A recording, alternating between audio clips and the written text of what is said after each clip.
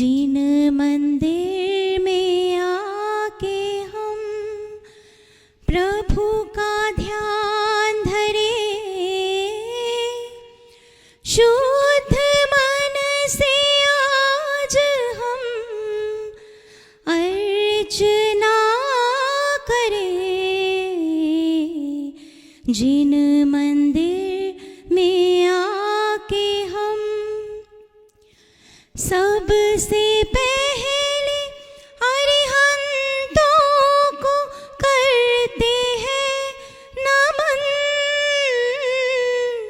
सबसे पहले अरिहंतों को करते हैं नमन।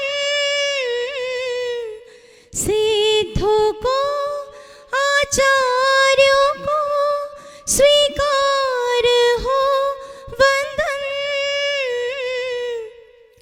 उपाध्याय सर्व साधु का भी ध्यान धरे, शुद्ध मन से आज हम अर्चना करें। जिन मंदिर में आके हम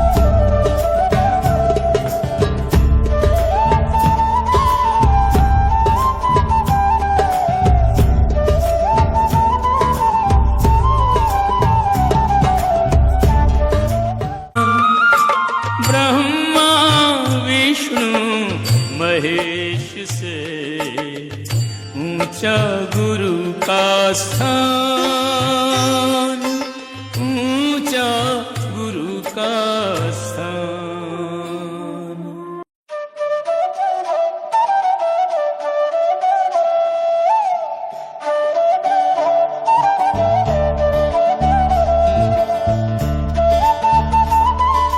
गुरुदेव दया करके मुझे जग से छुड़ा देना, पा जाऊं मैं आत्म को राह दिखा देना।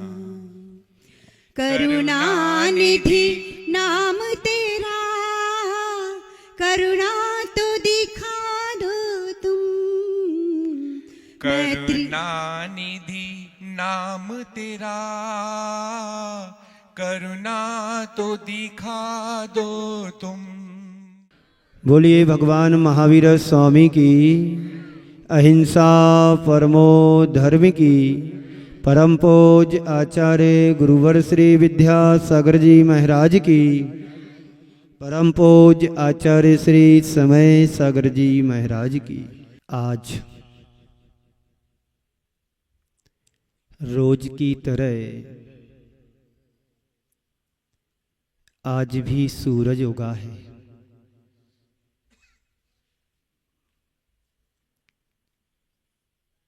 आप सबके चेहरे पर एक अलग खुशी नजर आ रही है। गुरुदेव की भक्ति करने के लिए आप लोगों ने उत्साह और ऊर्जा से भर करके अभी आचार्य गुरुवर श्री विद्यासागर जी महाराज की संगीतमय महापूजन का अनुष्ठान किया। आज मैं अपनी बात को थोड़ा से हट करके करूंगा। बात नई नहीं है, संदर्भ नया है। हमारे जीवन को पवित्र बनाने वाले कारकों में से एक मौलिक कर्म है दान। आज मैं सारा प्रवचन आपको दान से संदर्भित जोड़ करके चलूंगा। आप लोग सब उत्साह से भर करके दान रोज दे रहे हैं। दानो देय मन हर्ष विशेषे, यह भव यस पर भव सुख लीजे। दान देने से कभी घटता नहीं है, दान देने से बढ़ता है। यदि हम दान देने से ये भाव से दान करूं कि मेरे घर में बढ़े, तो कभी नहीं बढ़ेगा। सौगानी जी, श्रीमती बैठी यहां पर, ये वो परिवार है जिन्होंने इस वर्ष का चातुर्मास प्रतापनगर सेक्टर 8 के सभी श्रेष्ठी वर्गों ने मिलकर के चातुर्मास को एक नई ऊंचाई दी। ग्रस्तों के कल्याण का इसे आधार बनाया है। दान एक ऐसा कर्म है जो केवल धार्मिक भावना से ही नहीं, मानवीय दृष्टि से भी उपयोगी है। अभी यहां पर एक जैन बैंकर्स फोरम के जो भी एक सदस्य थे फाउंडेशन, वो अपनी बात के माध्यम से कह रहे थे कि हमारी संस्था बहुत बड़े कार्य करती है, स्कॉलरशिप भी देती है, गरीबों के लिए योगदान भी देती है, और जहां जो जरूरत होती है वहां सब कुछ करते रहते हैं। एक सिर्फ क्यों? इसलिए करते हैं कि हमारी चंचला लक्ष्मी का कुछ सदुपयोग हो सके। मेरे पास तो है लेकिन मेरे लिए नहीं, ये धन राशि, ये द्रव्य उसके लिए उपयोगी हो जिसके लिए जरूरत हो। व्यक्ति धन कमाता है, अपने लिए कमाता है, थोड़ा बहुत अपनों के लिए भी कमा लेता है। व्यक्ति अपनी जरूरतों के लिए कमाता है, थोड़ा बहुत जरूरतमंदों के लिए भी कमा लो, तो क्या होगा? अपना काम तो बन ही रहा है, लेकिन अपने माध्यम से यदि इस द्रव्य का किसी आवश्यक व्यक्ति के लिए लगता है, तो इससे बड़ा धर्म और कोई नहीं है। दान देने से हमारे अंदर की मानवीयता झलकती है। आप जितने अनुपात से धन को कमाते हैं, उतने अनुपात से हमें देना भी चाहिए। हम धार्मिक क्रियाएं भले ही कितनी करें, वह सब धार्मिक और आध्यात्मिक दृष्टि से दिखाई देती है, लेकिन दान एक ऐसा कर्म है, सत्कर्म है, जिसमें मानवीय संवेदनाएं भी जुड़ी हुई हैं। जिस मनुष्य के जीवन में दान का कर्म नहीं जुड़ता है, सच्चे अर्थों में मनुष्यत्व का आनंद भी वह नहीं ले पाता है। यहां पर रोज मांगलिक क्रियाएं की जाती हैं। पीके जैन कहां गए? हाँ, ये प्रेरणा स्रोत है इनकी टीम। ये आप लोगों को प्रोत्साहित करते कि दीजिए, दान दीजिए, दान दीजिए, दान दीजिए, माइक से बोलते हैं दान दीजिए। इन्हें क्या जरूरत है आपको बोलने की? वो इसलिए बोलते हैं कि तुमने जो पाप से कमाया है, और पाप के प्रक्षालन के लिए दान देने से पाप साफ होता है। वो तुम्हारे पाप को साफ करने के लिए प्रेरित करते हैं। संत कहते हैं, बिना पाप के आज तक धन नहीं कमाया जा सकता है। सट काय की जीवों की प्रार्थना होती है धन कमाने में। आरंभ सारंभ होता है धन कमाने में। उससे अर्जित जो पाप लगता है उस पाप को साफ करने के लिए हमारे आचार्य भगवंतों ने कहा है दान दो दान दो दान दो। तुम्हारे घर पर कोई भीख मांगने आता है भिखारी के रूप में, वो आपके यहां भीख मांगने नहीं आता है, आपको शिक्षा देने के लिए आता है। सुन रहे हो ना आप लोग? आपके घर के सामने कोई भीख मांगने आता है, वो भीख मांगने नहीं आता है, वो आपको शिक्षा और सीख देने के लिए आता है। मैंने किसी पर्याय में दान नहीं दिया था, आज मैं भिखारी बना है, आप मेरी हालत को देख लो और आज मुझे दान दो कुछ भिक्षा में, नहीं तो हमारी हालत जैसी वैसी तुम्हारी भी कल हो सकती है। बहुत बड़ी सीख देने के लिए आता है एक भिखारी के रूप में। हम उस बात को समझ नहीं पाते हैं। एक भिखारी एक हवेली के सामने गया, हवेली के पास जाकर के आवाज देता है माँ जी मुझे कुछ मिल जाए। अंदर से आवाज आती चल चल यहां पर कुछ नहीं है। सेठानी थी, यहां पर बहुत सारी सेठानी बैठी हैं। बार बार आवाज दे रहा है माँ जी मैं 3 दिन से भूखा हूं, मुझे कुछ तो मिल जाए। सुना नहीं, मैंने बोला ना चल चल यहां पर कुछ नहीं है। नहीं माँ जी वास्तव में मैं 3 दिन से भूखा हूं, कुछ तो मिल जाए। सेठानी को इस बात पर गुस्सा आती है और अंदर पहुंचने वाला कपड़ा जो होता है उठा करके उसकी तरफ दे मारा।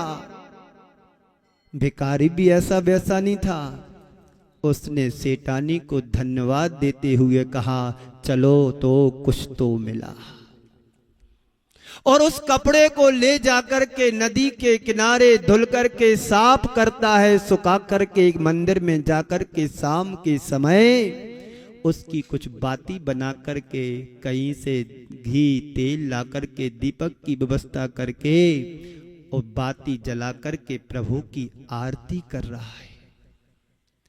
आरती करते करते उसके अंदर का भाव प्रकट होता है और वो कहता है कि हे प्रभु जिस तरह से इस दीपक से अंधकार तिरोहित हो रहा है ऐसा ही उसके अज्ञानता का अंधकार सेठानी के अंदर से दूर हो और ज्ञान का प्रकाश उसके हृदय में भर देना प्रभु। यह एक रूपक है। मैं आपसे पूछना चाहता हूं आप लोग ऐसा कितनी बार कर देते हो? कहीं पर मंदिर का निर्माण हो रहा हो और बार बार आपको प्रेरित किया जाए पीके जैन साहब कि दान दो, अभी तो दिया था दान भैया, कल भी तो आपने रोटी खाई थी, फिर आज क्यों श्रीमती के सामने बोलते कि अच्छा बना कर रखना, आज नया कुछ बनाना। सुबह कुछ शाम को कुछ बीच में और कुछ सोते सोते और कुछ, तब नहीं कहते कि सुबह तो खाया था शाम को क्यों आ गए खाने के लिए। जितनी उदारता के साथ आप कमाते हो उतनी उदारता के साथ हमें लगाना भी चाहिए। बोलो जी, आप लोग सुन रहे हो ना? आज कुछ नए चेहरे यहां पर आए हैं। अखिल भारतीय जैन बेकर्स फोरम जयपुर के पदाधिकारी जिन्होंने सारी जिंदगी अपनी सेवाओं को दे करके बहुत अच्छे पदों पर जाकर के बहुत अच्छे कार्य करके आज समाज के प्रतिष्ठित श्रीमान श्रीमंतों की श्रेणी में आ रहे हैं। इन लोगों के लिए पूज्य गुरुदेव का आशीर्वाद तो रहा ही रहा है, लेकिन साथ में मेरा भी शुभाशीष है। जिस तरह से तुमने इन ऊंचाइयों को प्राप्त किया है मैं वीर प्रभु से कामना करता हूं कि आपकी ऊंचाइयां और ऊंची उठें और ऐसे ऊंचे उठो कि आप भी प्रभु के चरणों में पहुंच जाओ, आप प्रभु जैसे बन जाओ। धन तो हाथ का मैल होता है, आज तुम्हारे पुण्य से तुम्हारे पास है, कल रहे ना रहे इसकी कोई गारंटी नहीं है। ये जब तक पुण्य तुम्हारा तुम्हारे पास है, सारी सुख सुविधाएं संसाधन तुम्हारे पास हैं। जिस दिन पाप कर्म का उदय आएगा, सारा तुम्हारे से छिन जाएगा। अपने भी पराये हो जाते हैं जब पाप कर्म का उदय आता है, और जब पुण्य कर्म का तीव्र उदय चलता है, दुश्मन भी अपना बन जाता है। बंधुओं, दान के बारे में बहुत कुछ कहना, लेकिन सार संक्षेप में आपको उतना ही कहूंगा जितना मुझे देना है नाप तौल करके, क्योंकि समय अपनी गति से बढ़ रहा है।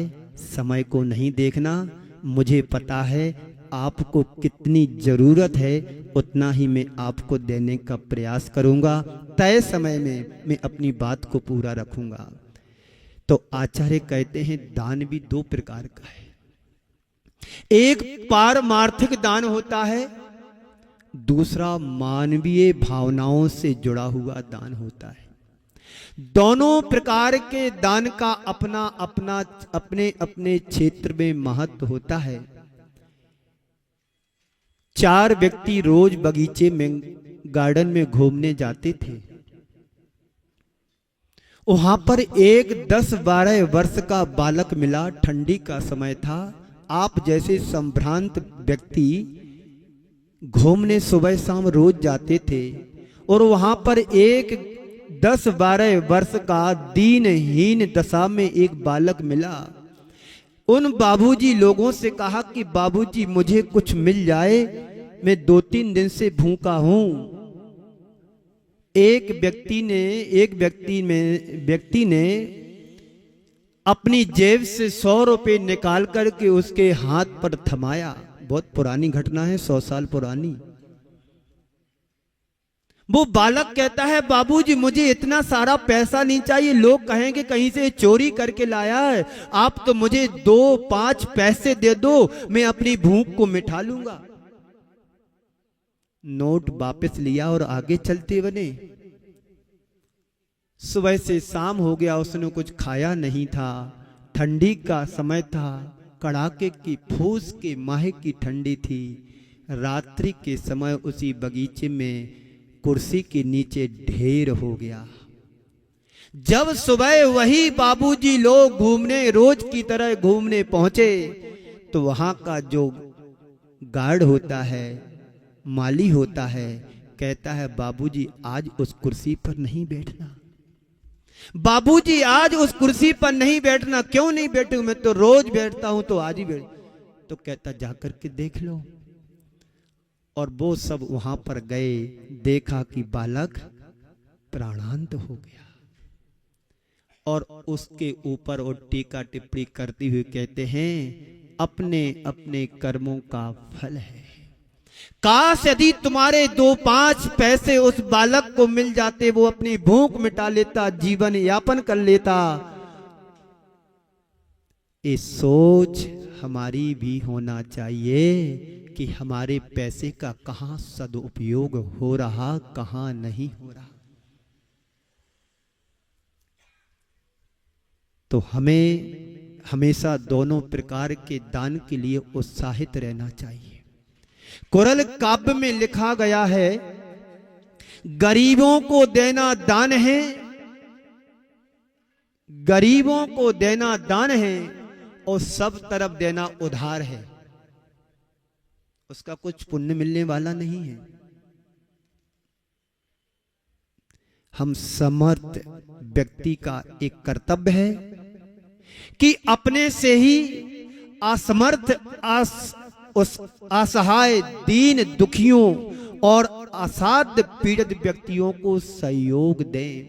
आप हॉस्पिटल में जाकर के देखो, कैंसर की हॉस्पिटल में जाकर के देखो, कितने अनेक लोग कैंसर जैसी असाध्य बीमारी से पीड़ित गुजर रहे हैं, पीड़ा से। वहां देखा नहीं जा सकता है। आपका जो फाउंडेशन है, आपकी जो टीम है, अखिल भारतीय जैन बैंकर्स फोरम, एक ऐसा फंड तैयार करें, जब तक हम जीवित हैं हम अपनी राशि का ऐसे दीन दुखियों के लिए दान में दें, हॉस्पिटल में जाकर के दें, कि जहां पर हमारे पैसे का एक एक पैसे का सदुपयोग हो सके। दीन दुखी तो दूर, जो मौत से जूझ रहे हैं उनको हम बचा लें। आपका थोड़ा सा द्रव्य यदि उधर लग जाए, महीने की, साल भर में 1 महीने की सैलरी नहीं सही, ये समझ लेना कि मुझे 11 महीने की सैलरी मिलती है। यहां पर जितने बैठे हैं, किसी की 1,70,50,000 रुपए से कम कोई पेंशन नहीं मिलती है। नहीं सही 1 महीने की पेंशन, एक टाइम भोजन करके रह जाना, लेकिन अपने द्रव्य का ऐसा उपयोग करना, तुम्हें इस भाव में तो ठीक, पर भाव में भी तुम्हें सुख और शांति समृद्धि की अनुभूति हो। निज हाथ दीजे साथ लीजे, खाए खोया बह गया। धन की 3 दशा होती हैं, दान भोग नाश। दान करो सबसे प्रथम। दान नहीं कर पाते, भाव नहीं बनता है, मन नहीं होता है दान देने का, तो आचार्यों ने कहा कि उपभोग करो जितना बन सके, और इतना भी ना कर सको तो नाश तो होना ही होना है। आप छोड़ करके चले जाओ कि इससे अच्छा है अपने हाथों से दे करके जाओ। जहां जरूरत है वहां पर दो, जहां आवश्यकता है वहां पर दो। नदी बहती है, बहती हुई नदी को रोकना बड़ा मुश्किल होता है। तो कैसे रोकते हैं नदी को? बांध बना करके। बहती हुई नदी पर बांध बना करके हम पानी को स्टोर कर लेते हैं, रोक लेते हैं। फिर उस पानी का क्या करते हैं? नहर के माध्यम से वहां तक पहुंचाया जाता है जहां पर उसकी आवश्यकता और जरूरत है। उस बांध में एक व्यवस्था और की जाती है, समय समय पर गेट भी खोले जाते, नहीं तो विप्लव आ जाएगा, बाढ़ आ जाएगी तो क्या होगा? गड़बड़ हो जाएगा। तो गेट खोलने की भी व्यवस्था की है।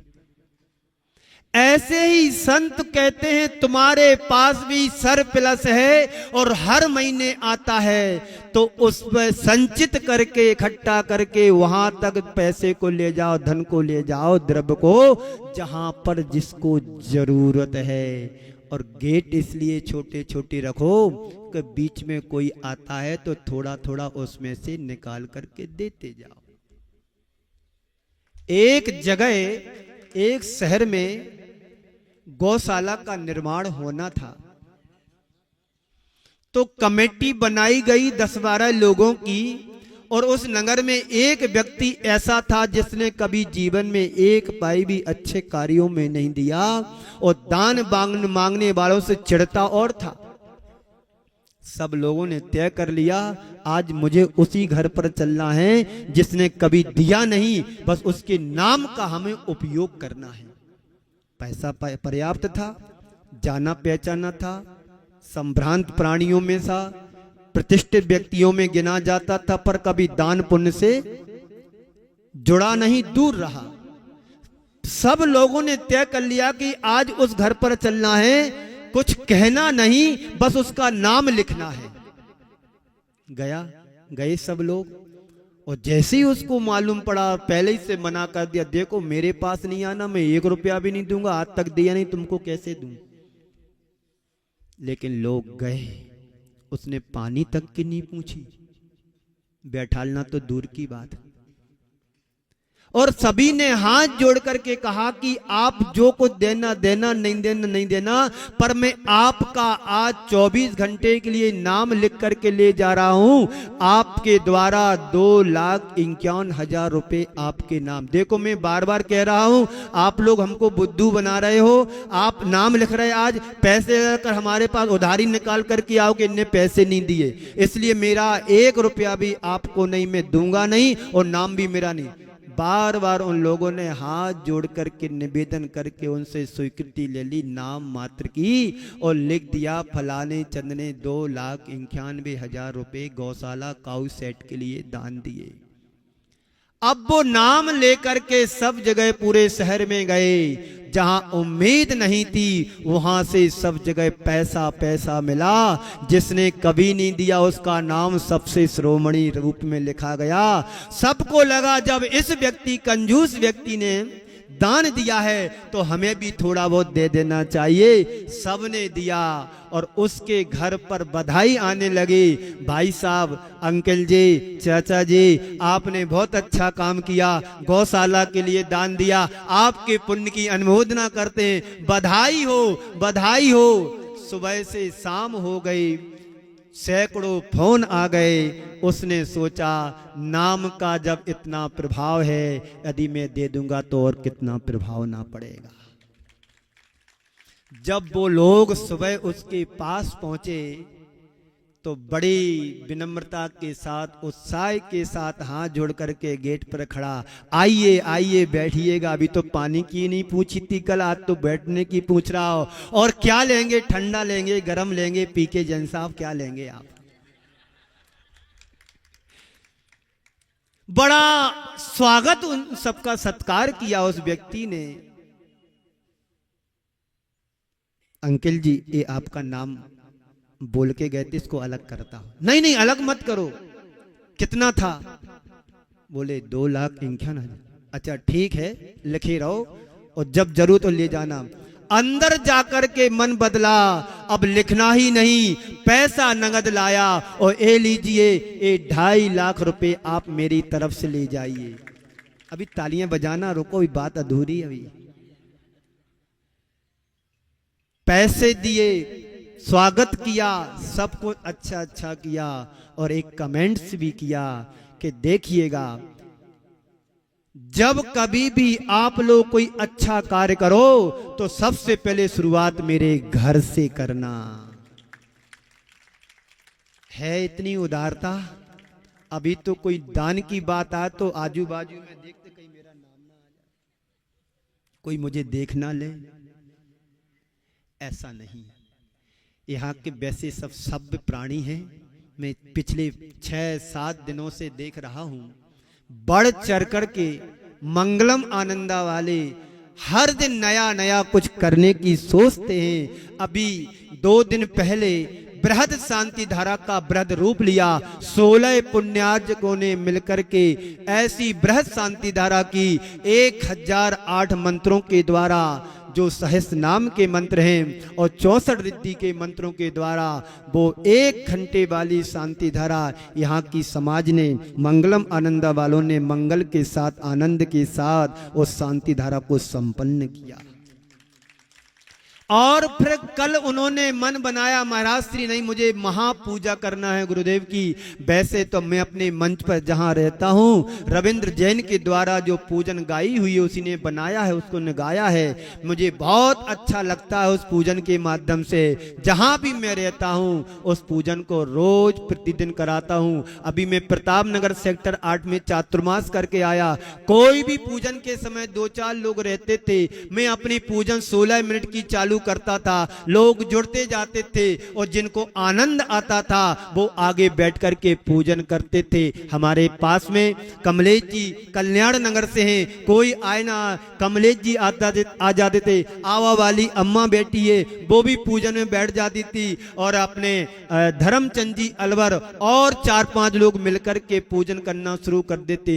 उन्हें आनंद आता था। मैं आपसे पूछना चाहता हूं पीके जैन और बाकी सभी लोगों से कि आप लोगों को पिछले 6-7 दिनों से कैसा लग रहा? मुझे खुश करने के लिए नहीं, अपने हृदय से बोलो कि मुझे कैसा लग रहा।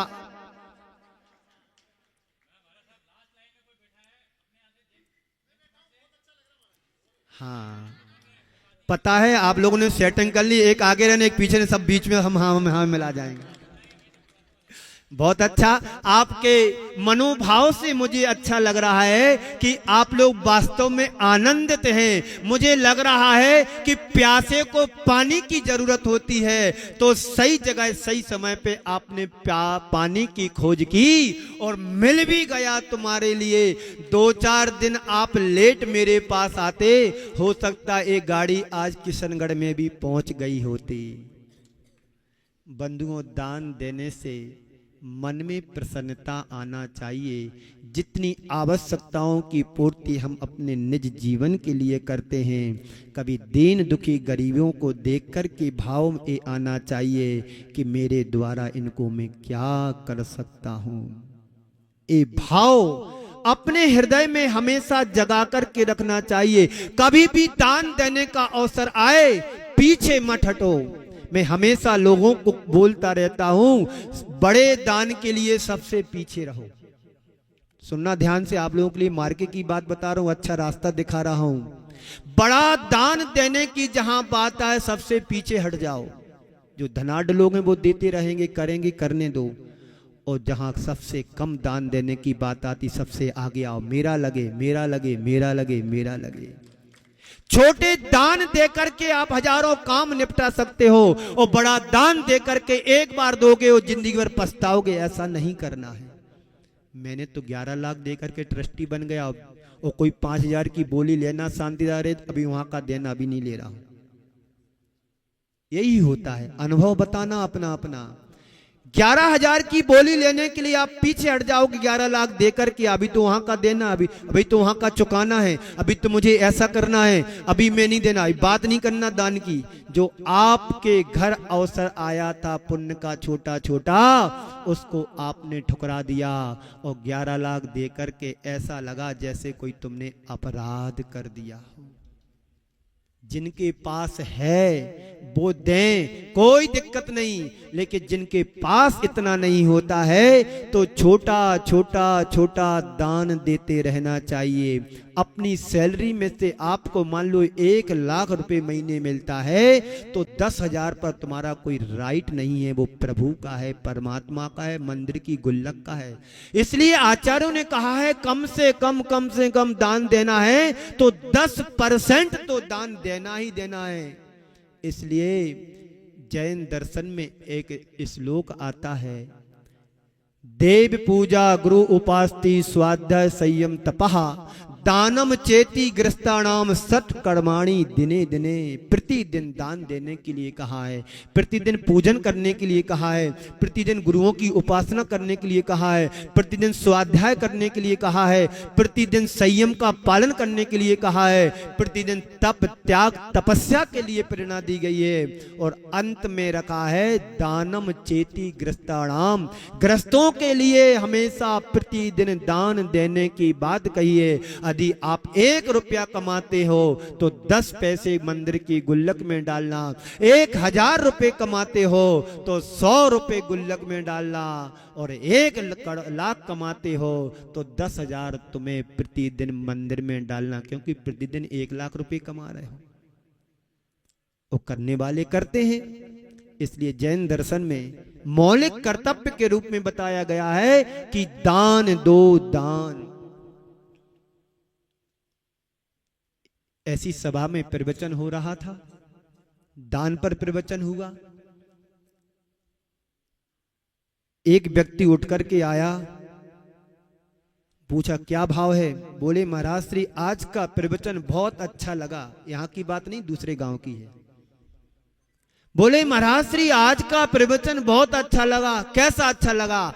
आज से मैं संकल्पित होता हूं, समाज में दान मांगने के लिए जाता हूं, सबको ये अवसर देने का अवसर प्राप्त करने का अवसर देता हूं कि दान दो, दान दो, दान दो। मैं दान मांगने के लिए जाऊंगा।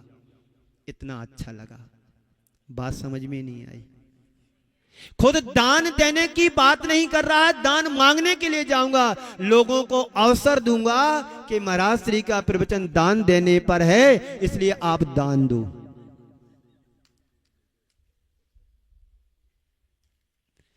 जहां जैसी आवश्यकता हो वहां तदन रूप सहयोग देने के लिए तैयार रहना चाहिए, क्योंकि ग्रस्त की शोभा दान से होती है। तो कहा है गृही दानेन शोभिते, ग्रस्त की शोभा दान से है।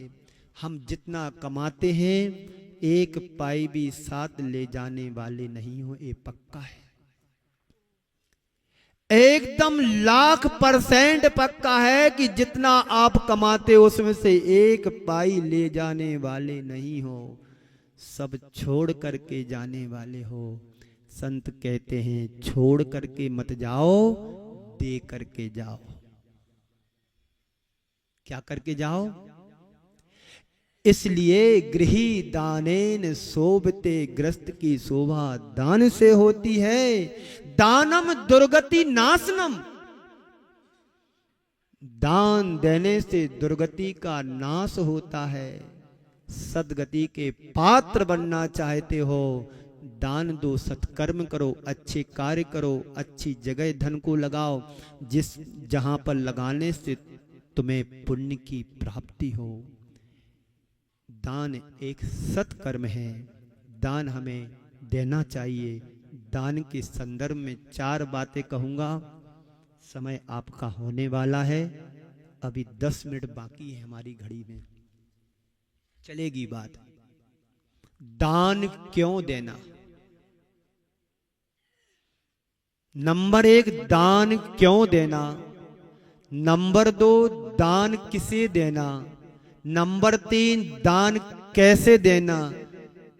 रोते रोते देना कि हंसते हंसते अब तो आ गए तो फंस गए हैं सौगानी जी, देना ही पड़ेगा, घर होते तो अच्छा रहता, बच जाते अपन,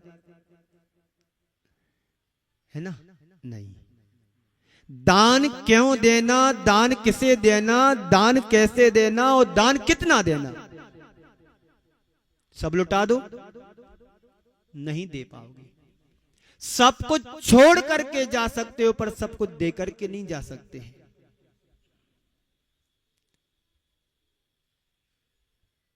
कम से कम 10% दान देना चाहिए।